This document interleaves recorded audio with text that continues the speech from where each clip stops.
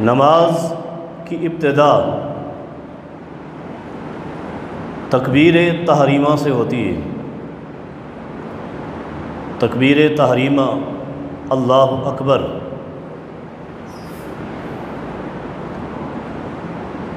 لفظ اللہ اکبر کہہ کر نماز کو شروع کیا جاتا ہے، اور نماز کے ابتدا ہی میں اپنے دونوں ہاتھوں کو احادیث کی روح سے اپنے کندھوں تک یا کانوں کی لو تک اٹھایا جاتا ہے، اور اس عمل کو رفع الیدین کہا جاتا ہے۔ رفع الیدین کے اس عمل سے اور زبان سے اللہ اکبر کہنے سے نماز کی ابتدا ہو جاتی ہے۔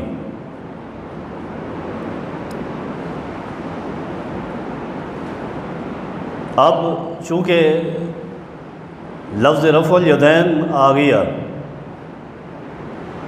اور رفع الیدین نماز میں کئی ایک مقامات پر ہے۔ صحیح احادیث سے رفع الیدین جن مقامات پر ثابت ہے، ان میں ایک نماز کی ابتدا کرتے ہوئے، اور یہاں عرض کروں کہ نماز کی ابتدا میں ہاتھوں کو کندھوں تک یا کانوں کی لو تک صرف اٹھانا ہے، کانوں کو ہاتھوں سے چھونا یہ حدیث سے ثابت نہیں ہے۔ اور رفع الیدین کا دوسرا مقام رکوع کی طرف جاتے ہوئے، اور تیسرا مقام رکوع سے سر اٹھاتے ہوئے، اور چوتھا مقام اگر نماز 2 رکعت سے زیادہ ہے تو پھر 2 رکعت پڑھنے کے بعد جب تیسری رکعت شروع کرنے لگتے ہیں تو اس کے ابتدا میں بھی رفع الیدین کیا جائے گا۔ اس طرح 2 رکعت کی نماز میں 5 مرتبہ رفع الیدین ہوگا، اور 4 رکعت کی نماز میں 10 مرتبہ رفع الیدین ہوگا۔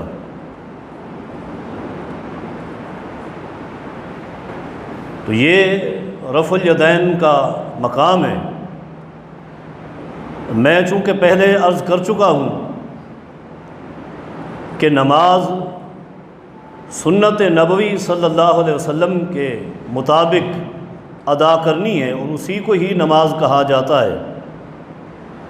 امام ابن حزم رحمہ اللہ اپنی عظیم ترین تصنیف المحلہ میں فرماتے ہیں کہ نبی علیہ الصلاۃ والسلام کی سنت کے مطابق نماز پڑھنا فرض ہے۔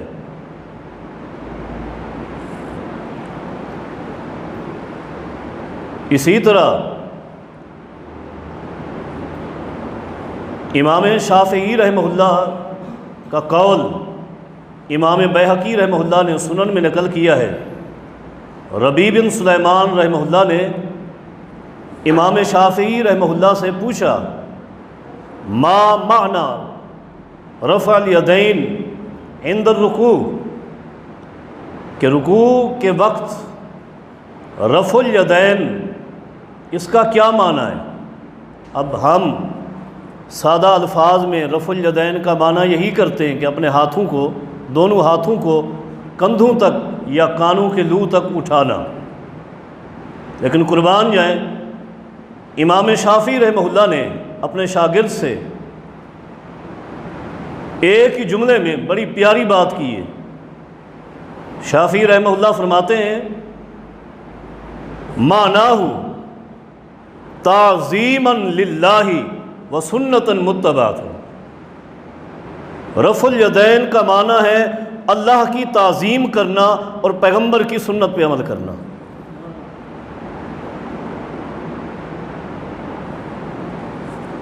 امام صاحب نے گویا رفع الیدین کو اللہ کی تعظیم کہا ہے اور پیغمبر علیہ الصلاۃ والسلام کی سنت کہا ہے۔ اسی لیے صحابی رسول سیدنا عبداللہ ابن مسعود رضی اللہ عنہ فرمایا کرتے تھے، لو ترکتم سنت نبیکم لضللتم، لوگو اگر تم نے اپنے پیارے پیغمبر کی سنت کو چھوڑ دیا لضللتم، تو تم گمراہ ہو جاؤ گے۔ ہدایت کا راستہ پیغمبر کی سنت پر عمل کرنا ہے اور گمراہی پیغمبر کی سنت کو چھوڑنے میں ہے۔ تو نماز میں ان مقامات پر رفع الیدین کرنا نبی علیہ الصلوۃ والسلام کی پیاری سنت ہے، اور ایسی سنت ہے جس سنت کو نبی علیہ الصلوۃ والسلام نے کبھی ترک نہیں کیا، کبھی ترک نہیں کیا۔ میں انشاءاللہ اس کے دلائل دوں گا۔ بعض ساتھی جو رفع الیدین نہیں کرتے ان کی طرف سے کئی ایک فرسودہ باتوں کے ساتھ ساتھ ایک بات یہ بھی کی جاتی ہے کہ اللہ کے پیغمبر صلی اللہ علیہ وسلم ابتدائے اسلام میں رفع الیدین کرتے تھے اور آخری عمر میں آپ نے رفع الیدین ترک کر دیا تھا۔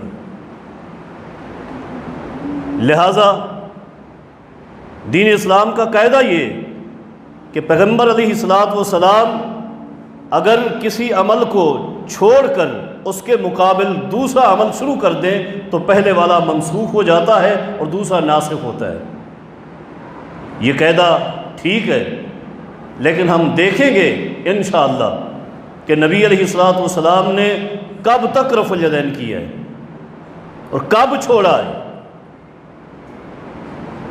معروف ترین ایک صحابی ہیں سیدنا مالک ابن حویرث رضی اللہ عنہ، 9 ہجری میں انہوں نے اسلام قبول کیا ہے، 9 ہجری میں، اور نبی علیہ الصلوۃ والسلام کی وفات 11 ہجری کے ابتدائی ایام میں ہے۔ 9 ہجری میں وفد کی صورت میں آئے، وفد کی صورت میں سیدنا مالک بن حویرث رضی اللہ عنہ اسلام قبول کیا، نبی علیہ الصلوۃ والسلام سے اسلام کے متعلق بڑے سوالات کیے، آپ سے نماز سیکھی، اپنے وفد کو لے کر واپس چلے گئے۔ کتب احادیث کا مطالعہ کریں، اس پورے وفد کو نبی علیہ الصلوۃ والسلام نے بہترین وصیت کی ہے۔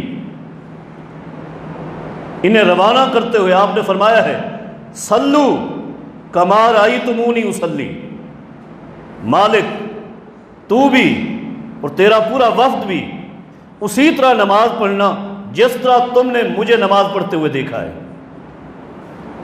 اب یہ 9 ہجری میں مسلمان ہوئے ہیں، تو یہ اللہ کے پیغمبر کی نماز کا طریقہ کیسے بتاتے؟ فرماتے کان رسول اللہ صلی اللہ علیہ وسلم یرفع یدیہ اذا افتتح الصلاۃ واذا رفع واذا رکع واذا رفع رأسہ۔ اللہ کے پیغمبر رفع الیدین کرتے تھے، کب؟ جب نماز شروع کرتے، جب رکوع کی طرف جاتے اور جب رکوع سے سر اٹھاتے، ان مقامات پر اللہ کے پیغمبر رفع الیدین کیا کرتے تھے۔ اسی طرح ایک دوسرے صحابی ہے سیدنا وائل بن حجر رضی اللہ عنہ، یہ بھی سن 9 ہجری میں آئے ہیں، اسلام قبول کیا ہے۔ نبی علیہ الصلوۃ والسلام کی نماز ذکر کرتے ہوئے سنن ابو داؤد رفع الیدین کا تذکرہ کرتے ہیں، اور مزے کی بات یہ ہے کہ وائل بن حجر رضی اللہ عنہ اللہ کے پیغمبر صلی اللہ علیہ وسلم کے پاس 2 مرتبہ آئے، 2 مرتبہ آئے۔ ایک 9 ہجری کو آئے، اسلام قبول کیا، نماز سیکھی، اسلام کے بنیادی ارکان سیکھے، چلے گئے، اللہ اپنے علاقے میں چلے گئے، اگلے سال پھر آئے، اگلے سال پھر آئے۔ حدیث میں صراحت ہے، خود سیدنا وائل فرماتے ہیں قال وائل ثم اتیتہم فی الشتاء، اگلے سال میں پھر آیا اور پھر جب پہنچا تو اس وقت سردیوں کا موسم تھا۔ اگلا سال کیا ہوا؟ 10 ہجری، 9 ہجری کو اسلام قبول کیا، 10 ہجری کو پھر آئے، موسم کون سا تھا؟ فرمایا فی الشتاء، سردیوں کے موسم میں آیا، فرأیتہم یرفعون ایدیہم وعلیہم البرانس، میں نے دیکھا اللہ کے پیغمبر اور آپ کے صحابہ رفع الیدین کر رہے تھے، سردی کی وجہ سے بڑی بڑی شالیں لی ہوئی تھی، شالوں سے ہاتھ باہر نکال کر صحابہ بھی اللہ کے پیغمبر بھی رفع الیدین کرتے تھے۔ 9 ہجری میں بھی رفع الیدین صحابہ نے اللہ کے پیغمبر سے سیکھا ہے، 10 ہجری میں بھی سیکھا ہے، 11 ہجری کے ابتدا میں اللہ کے پیغمبر دنیا سے چلے گئے۔ منسوخ کب ہوا ہے؟ اس حدیث کے بعد کی کوئی حدیث، کوئی عمل اللہ کے پیغمبر کا بتائیں تو صحیح، جو اس عمل کے بعد ہو اور بتایا گیا ہو کہ اب اللہ کے پیغمبر نے رفع الیدین ترک کر دیا، چھوڑ دیا۔ ایک بھی حدیث نہیں ملے گی، ایک بھی حدیث، بلکہ الٹا اعتراض صحابہ کرام پر، الٹا اعتراض صحابہ کرام پر، گستاخی صحابہ کرام کی۔ کیا کہا؟ کہنے لگے یہ دونوں جنہوں نے آخر عمر میں رفع الیدین کا تذکرہ کیا ہے، یہ دونوں دیہاتی تھے، پینڈو تھے، مالک بن حویرث اور وائل بن حجر رضی اللہ عنہ، یہ دیہاتی تھے، بدو تھے، انہیں دین کی کہاں سمجھ تھی؟ یہ کوئی بات ہے کرنے کی؟ یہ دیہاتی تھے؟ نہیں، مالک بن حویرث رضی اللہ عنہ کون شخص ہے؟ اپنے علاقے کا ایک عظیم ترین تاجر ہے، عظیم ترین تاجر، اتنا مالدار کہ جب انہیں پتا چلا اللہ کے پیغمبر صلی اللہ علیہ وسلم حج کر چکے، آپ کے بعد اگلے سال مالک بن حویرث نے بھی حج کرنے کا ارادہ کیا، جنہیں دیہاتی کہا جاتا ہے، سنیں، حج کا ارادہ کیا۔ اور اس وقت مالک بن حویرث رضی اللہ عنہ کے پاس 100 غلام تھے، زر خرید، نوکر نہیں تھے، 100 زر خرید غلام تھے۔ کتنی مالیت ہے، کیسا آدمی! اور تمام غلاموں کو اپنے ساتھ لے کر آئے، حج کر رہے، میدان عرفات میں پہنچے، وہاں پہنچ کر اپنے تمام غلاموں کو بلاتے ہیں، لائن میں کھڑے ہو جاؤ، سارے لائن میں کھڑے ہو گئے، پھر آسمان کی طرف چہرہ اٹھایا اور کہنے لگے اے اللہ، یہ سارے کے سارے میرے غلام ہیں، اے اللہ تو جانتا ہے یہ 100 کے 100 میرے غلام ہیں، اللہ میں انہیں حج کے لیے لایا ہوں، اور آج میں وعدہ کرتا ہوں کہ اپنے ان سارے غلاموں کو میں نے آج سے آزاد کیا ہے، اللہ یہ مالک بھی تیرا غلام ہے، آج تو بھی مجھ سے راضی ہو جا اور مجھے جہنم سے آزاد کر دے۔ یہ مالک بن حویرث ہے جن کی ذات پر اعتراض کیا گیا۔ وائل بن حجر ہیں، کون ہیں؟ یمن کے علاقہ حضرموت کے شہزادے ہیں، بادشاہوں کی اولاد سے۔ انہی کے اپنے مصنف نے لکھا ہے کہ جب سیدنا وائل بن حجر رضی اللہ عنہ اپنے علاقے سے دین اسلام قبول کرنے کے لیے چلے تھے، اللہ کے پیغمبر صلی اللہ علیہ وسلم نے ان کے پہنچنے سے 3 دن پہلے صحابہ کرام کو بلا کر اطلاع دی تھی، میرے صحابہ یاتی الیکم وائل بن حجر، آپ کے پاس وائل بن حجر آ رہے ہیں اسلام قبول کرنے کے لیے، شہزادے ہیں، آپ نے ان کی میزبانی کرنی ہے، ان کی خدمت کرنی ہے، ان کی عزت کرنی ہے۔ اور جب 3 دنوں کے بعد وائل بن حجر مدینہ میں پہنچے، جائیے پڑھیے، ابن حبان نے لکھا ہے نبی علیہ الصلوۃ والسلام جس چادر پہ خود بیٹھے تھے، وائل بن حجر کو بلا کر رضی اللہ عنہ اپنے ساتھ اسی چادر پہ بٹھایا، ان کی تعریف بھی کی، اور حضرموت کے کئی ایک علاقے انہی کو عطا کر دیے تھے۔ یہ بدو تھے، یہ پیغمبر کے دین کو نہیں سمجھتے تھے، جن کا استقبال اللہ کے پیغمبر یوں کرتے ہیں، جن کو آپ یوں پروٹوکول دیتے ہیں، آپ ان کی احادیث پر اعتراض کرتے ہیں یہ کہہ کر، جبکہ اسی محلے کی بات ہے، اسی محلے کی بات ہے، ایک عظیم ترین علامہ جسے میں کہوں، عظیم ترین، سنن نسائی کی کئی ایک شروحات ہیں، پاکستان میں بھی موجود ہیں، عربی میں ایک شرح علامہ سندھی حنفی رحمہ اللہ نے کی ہے، انہی کے گھر کی بات ہے، علامہ سندھی حنفی رحمہ اللہ نے کی ہے۔ یہ دونوں حدیثیں سنن نسائی میں موجود ہیں، مالک بن حویرث، وائل بن حجر کی، ان احادیث کی شرح میں حاشیے میں علامہ سندھی حنفی رحمہ اللہ خود اقرار کرتے ہیں، کیا کہتے ہیں؟ کہتے ہیں لوگو حدیث و مالک ابن الحویرث، ہاں کہتے ہیں مالک ابن الحویرث و وائل ابن حجر ممن صلی مع النبی صلی اللہ علیہ وسلم فی آخر عمرہ فروایتہم الرفع۔ لوگو مالک بن حویرث، وائل بن حجر، یہ دونوں صحابی ان لوگوں میں سے ہے جنہوں نے پیغمبر کے ساتھ آخری ایام میں نمازیں پڑھی ہیں، پیغمبر کی زندگی کے آخری ایام میں آپ کے ساتھ نمازیں پڑھنے والوں میں وائل بن حجر بھی ہیں، مالک بن حویرث بھی ہیں، اور کیا کہتے ہیں؟ کہتے ہیں فَرِوَایَتُهُمُ الرَّفْعُ عِنْدَ الرُّكُوعِ وَالرَّفْعِ مِنْهُ، رکوع کی طرف جاتے ہوئے، رکوع سے سر اٹھاتے ہوئے، دونوں مقامات پر ان کی روایات میں رفع الیدین کا تذکرہ دلیلاً علی بقائہ، اس عمل کے قیامت تک باقی رہنے کی دلیل ہے، وَبُطْلَانِ دعویٰ نسخ ہی، اور جس نے کہا ہے کہ رفع الیدین منسوخ ہے اس کے دعوے کو یہ دونوں حدیثیں باطل کرتی ہیں،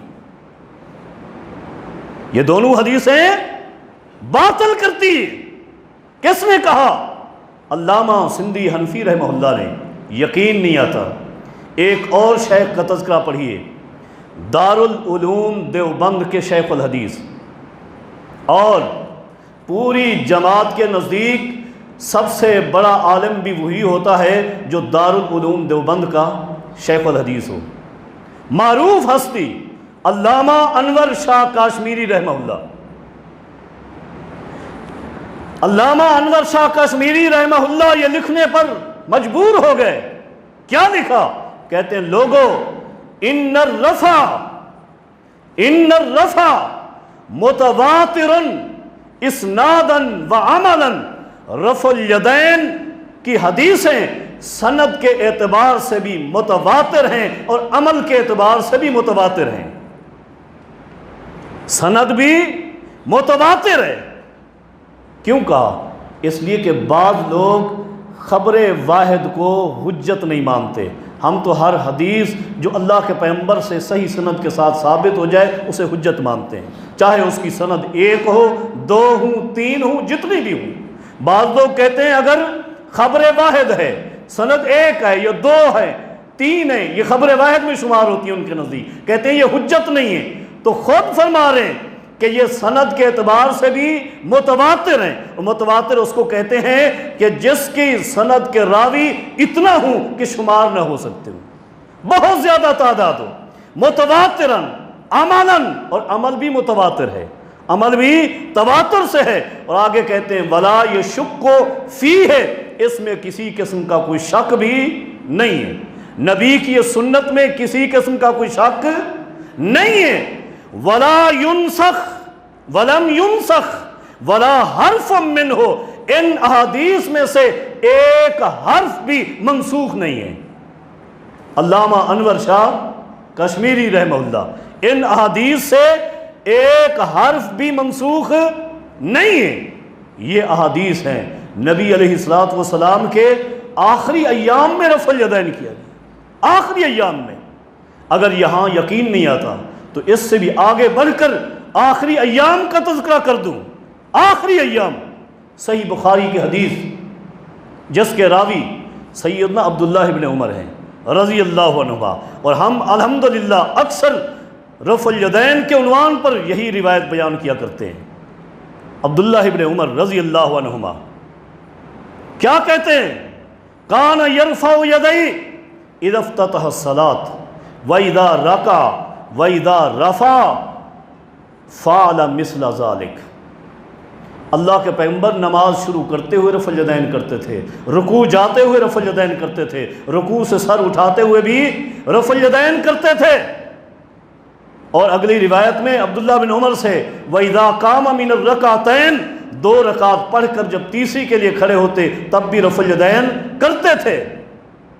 یہاں ڈنڈی مارنے کی کوشش کی گئی، جھوٹ بول کر لوگوں کو دھوکہ دیا گیا کہ جی بخاری کی حدیث ہم مانتے ہیں، عبداللہ بن عمر نے رفع الیدین کا تذکرہ کیا ہے، لیکن یہ مکہ کی بات ہے، مدینہ میں آپ رفع الیدین نہیں کرتے تھے۔ یہاں اس حدیث میں کہا گیا ہے کہ رفع الیدین کا تذکرہ ہے، یہ تذکرہ تو نہیں ہے کہ اللہ کے پیغمبر آخر تک رفع الیدین کرتے رہے۔ اللہ کے پیغمبر آخر تک رفع الیدین کرتے رہے؟ آئیے، آپ کو نہیں ملا، میں آپ کو بتا دیتا ہوں، اللہ کے پیغمبر آخر تک رفع الیدین کرتے رہے، یہی عبداللہ بن عمر ہی کہیں گے، یہی کہیں گے۔ آپ کو نہیں ملتا، میں بتاتا ہوں، جائیے، یہی روایت، اللہ اکبر، عبداللہ بن عمر ہی ہیں، یہی بخاری ہے، یہی بخاری ہے۔ ایک مقام پہ فرماتے ہیں، لوگوں صلی اللہ النبی صلی اللہ علیہ وسلم العشاء فی آخر ایامہ، اللہ کے پیغمبر نے اپنی زندگی کے آخری ایام میں ہمیں عشاء کی نماز پڑھائی تھی۔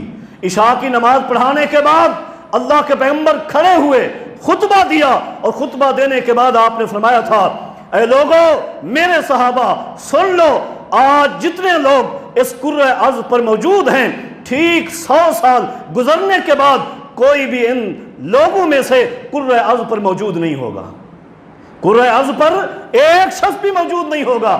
یہ حدیث اللہ کے پیغمبر کے آخری ایام کی ہے۔ آخری ایام میں آخری عشاء کی نماز عبداللہ بن عمر کہتے ہیں جو اللہ کے پیغمبر نے مسجد میں پڑھائی ہے، اس کے بعد مسجد میں نہیں آ سکے، وہ نماز بھی عبداللہ ابن عمر نے نبی کے پیچھے پڑھی ہے، اور وہی عبداللہ رفع الیدین کا تذکرہ کر رہے ہیں۔ یہاں یقین نہیں آتا، میں آگے لے جاتا ہوں۔ آپ کو پتا ہوگا امام بیہقی نے کتاب لکھی ہے سنن الکبریٰ بیہقی، صحیح سند کے ساتھ، یہی عبداللہ بن عمر رضی اللہ عنہما کی روایت جو بخاری میں قدر مختصر ہے، یہ وہیں بھی موجود ہے۔ کان یرفع یدیہ اذا افتتح الصلاۃ واذا رکع واذا رفع فعل مثل ذلک، اور آگے الفاظ سنیے، عبداللہ بن عمر فرماتے ہیں، لوگو فما زالت تلک صلاتہ حتی لقی اللہ، جب تک اللہ کے پیغمبر زندہ رہے یہی نماز پڑھتے رہے۔ تو کہتا آخر تک رفع الیدین نہیں کیا۔ عبداللہ بن عمر نے جو تذکرہ کیا وہ پہلے کا تھا، بعد میں نہیں۔ عبداللہ بن عمر ہی کہتے ہیں جب تک پیغمبر کی جان میں سانس تھے، دنیا میں موجود تھے، جتنی نمازیں پڑھی ساری کی ساری رفع الیدین سے پڑھی، ساری رفع الیدین سے پڑھی۔ کون کہتے ہیں؟ عبداللہ ابن عمر کہتے ہیں رضی اللہ عنہما۔ یہ دلائل ہیں۔ اب ان دلائل کے بعد بھی اگر کوئی شخص پیغمبر کی سنت کو نہیں سمجھتا، حضرات یہ دلائل، اور ان دلائل کے ساتھ ساتھ میں یہاں بھی یہ بھی عرض کروں گا، یہ دلائل تو رفع الیدین کرنے کے تھے جو میں نے پیش کر دیے ہیں۔ یہاں میں یہ بھی دعویٰ کروں گا، چیلنج کروں گا، سوال کروں گا کہ آج سے لے کر انشاءاللہ جب تک میں زندہ ہوں، میرا یہ چیلنج ہے، کوئی شخص صرف ایک حدیث ایک حدیث پورے ذخیرہ حدیث سے، بخاری سے، مسلم سے، ابو داؤد سے، ترمذی، نسائی، ابن ماجہ، مسند احمد، موطا امام مالک، سنن دارمی، دار قطنی، سنن کبریٰ بیہقی، جو بھی حدیث کی کتاب اس قرۂ عرض پر موجود ہے، کسی ایک حدیث کی کتاب سے صرف ایک حدیث، کئی حدیثیں نہیں مانگتا، صرف ایک حدیث جس میں 3 شرائط موجود ہوں لے آئے، رفع الیدین پیغمبر نے نہیں کیا، جب کی بھی ہو اسی دن سے رفع الیدین کرنا چھوڑ دوں گا۔ صرف ایک حدیث، پورے ذخیرہ حدیث سے ایک حدیث لائیے۔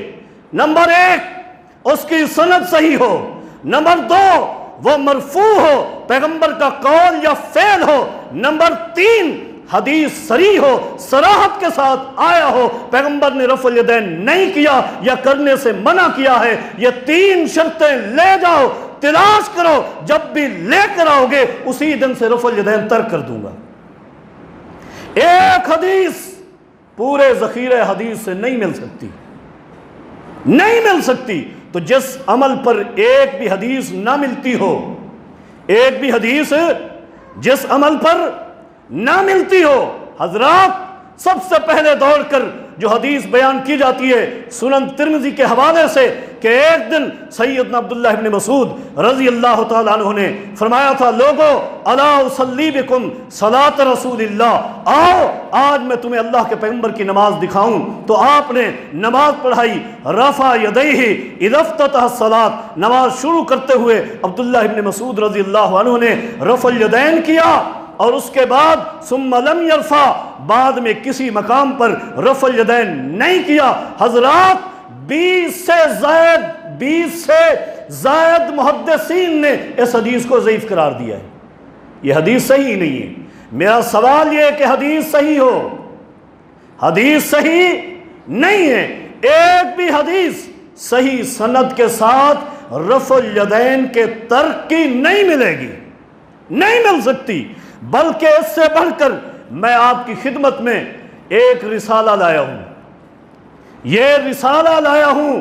اس کتاب کے اندر 2 رسالے ہیں، ایک کا نام اس بات رفع الیدین ہے، میں اس کی بات نہیں کرتا، دوسرا رسالہ ہے جزء رفع الیدین، یہ آپ پڑھ سکتے ہیں۔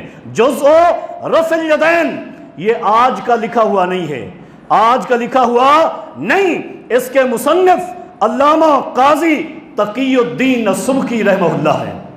امام سبکی رحمہ اللہ کب فوت ہوئے؟ تاریخ وفات سن 756 ہجری ہے، آج سے کم و بیش 700 سال پہلے یہ رسالہ لکھا گیا، جزء رفع الیدین۔ امام سبکی رحمہ اللہ نے لکھا جزء رفع الیدین۔ میں آپ کو جس بات کی طرف لے کر جانا چاہتا ہوں، یہ جزء رفع الیدین امام صاحب نے لکھا، اور یہ آپ کو نظر آ رہی ہے، عربی میں بڑی لمبی چوڑی عبارت ہے، وقت نہیں ہے کہ پڑھ کے سناتا۔ امام صاحب فرماتے ہیں، لوگو نبی کے جن صحابہ سے رفع الیدین کی حدیث ملتی ہیں، امام صاحب فرماتے ہیں ان کی تعداد سن لو، تعداد میں پوری پڑھنے لگ جاؤں وقت چلا جائے گا، آخری جملہ پڑھ دیتا ہوں۔ تمام صحابہ کے نام لیے، ابو بکر و عمر و عثمان و علی، اسی طرح صحابہ کے نام لیتے گئے، آخر میں کہتے ہیں ہؤلاء ثلاثۃ و اربعون صحابی رضی اللہ عنہم، لوگوں یہ 43 صحابہ ہیں، 43 40 اور 3 43 صحابہ کرام ہیں جنہوں نے پیغمبر سے رفع الیدین ذکر کیا۔ اور آگے امام سبکی کہتے ہیں وَلَمْ يَصِحْ عَنْ أَحَدٍ مِّنْهُمْ تَرْكُهُ، ایک بھی پیغمبر کا صحابی ایسا نہیں جس سے ترک الیدین، ترک رفع الیدین موجود ہو۔ ایک بھی صحابی، یہ میرا دعویٰ نہیں، ایک بھی صحابی، امام سبکی کہتے ہیں 43 صحابہ جنہوں نے نام دیکھنے ہوں، بعد میں مجھ سے دیکھ سکتے ہیں، میں اس لیے یہ رسالہ لایا ہوں۔ 43 صحابہ کرام کے نام ذکر کیے، جن میں خلفائے راشدین، خلفائے اربعہ ہیں، 10 مبشرہ صحابہ کرام ہیں، اور صحابہ میں جتنے بزرگ علماء کرام تھے، آپ نے عبداللہ ابن مسعود رضی اللہ تعالیٰ عنہ کے بارے میں جو حدیث سنی، میں نے کہا وہ ضعیف ہے، ان کا بھی نام اس میں ذکر کیا کہ صحیح سند کے ساتھ عبداللہ ابن مسعود نے بھی نماز پڑھی ہے رفع الیدین کے ساتھ۔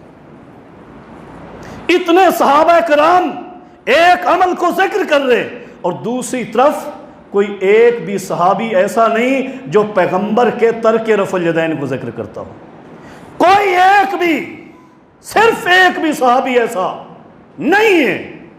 اور دنیا کا کوئی شخص صحیح سند کے ساتھ مرفوع اور صریح حدیث ترک رفع الیدین پر بیان نہیں کر سکتا، اور جو بیان کرے گا میں وہ بھی عرض کر دوں اور اس پر تبصرہ بھی عرض کر دوں۔ ایک صحیح حدیث امام مسلم رحمہ اللہ نے نقل کی، وہ بیان کی جاتی ہے جبکہ لوگوں کو دھوکہ دیا جاتا ہے، اس میں رکوع جاتے ہوئے، رکوع سے سر اٹھاتے ہوئے رفع الیدین کا تذکرہ ہی نہیں ہے، اس میں اس رفع الیدین سے منع کیا گیا ہے جو ابتدائے اسلام میں صحابہ کرام نماز ختم کرتے ہوئے السلام علیکم ورحمۃ اللہ، السلام علیکم ورحمۃ اللہ ہاتھ سے اشارہ کرتے تھے، اس حدیث کو ذکر کیا جاتا ہے۔ جس حدیث کو لینے کے بعد امام بخاری رحمہ اللہ نے عظیم ترین تبصرہ کیا ہے، میں ان کے الفاظ سنا دیتا ہوں، میں کچھ نہیں کہتا، امام بخاری کو جو کچھ کہنا کہیے۔ کیا کہتے ہیں امام بخاری؟ کہتے ہیں یہ حدیث وہ شخص دلیل دے گا لیس لہ حظ من العلم، جس کے پاس علم نام کی کوئی چیز نہیں ہوگی، جو علمی یتیم ہوگا وہ اس حدیث کو پیش کرے گا۔ اس میں سلام کے وقت رفع الیدین ہے۔ بعض لوگ دھوکہ دیتے ہیں، جی اس میں حدیث کے اندر الفاظ ہیں فی الصلاۃ، فی الصلاۃ، نماز کے اندر سلام والے تو بعد میں ہیں اور ابتدائی بھی شروع میں ہے، نماز میں فی الصلاۃ، اور تانے دیتے ہیں کہ مولویوں فی کا معنی پڑھ لو، فی الصلاۃ نماز کے اندر، اور اندر رکوع جاتے ہوئے، رکوع سے سر اٹھاتے ہوئے، یہ رفع الیدین ہے۔ میں نے کہا ٹھیک ہے، فی کا معنی درمیان نماز میں آپ نے کر لیا، تو فی کا معنی عیدین کی نماز میں کہاں چلا جاتا ہے؟